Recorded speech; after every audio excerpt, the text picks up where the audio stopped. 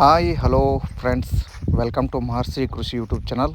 ಇವತ್ತೇನಂದ್ರೆ ಈ ಬೇಸಿಗೆ ಏಪ್ರಿಲಲ್ಲಿ ಟೊಮೊಟೊ ನಾಟಿ ಮಾಡಿದ್ದಾರೆ. ಟೊಮೊಟೊ ನಾಟಿ ಮಾಡಿ ಒನ್ಲಿ 2 ಡೇಸ್ ಆಯಿತು. ಇವ್ರು ರೈತರು ಏನು ಮಾಡಿದಾರೆ ಅಂದ್ರೆ, ಇವ್ರಿಗೆ ಮಲ್ಚಿಂಗ್ ಪೇಪರ್ ಹೆಂಗೆ ಯಾವ ಥರ ಹಾಕ್ಬೇಕು ಅನ್ನೋದೇ ಗೊತ್ತಾಗಿಲ್ಲ ರೈತರು. ಬ್ಲ್ಯಾಕ ಮ್ಯಾಲೆ ಮಾಡಿ ಸಿಲ್ವರ್ ಕೆಳಗೆ ಮಾಡಿಬಿಟ್ಟಿದ್ದಾರೆ. ಹೆವಿ ಟೆಂಪ್ರೇಚರ್ಗೆ ನೋಡಿ ಯಾವ ಥರ ಸಸಿ ಒಂದೊಂದು ಅದಕ್ಕೆ ಪೇಪರ್ ಕತ್ ಯಾವ ಥರ ಹೋಗಿದಾವೆ ನೋಡಿ ಫ್ರೆಂಡ್ಸ.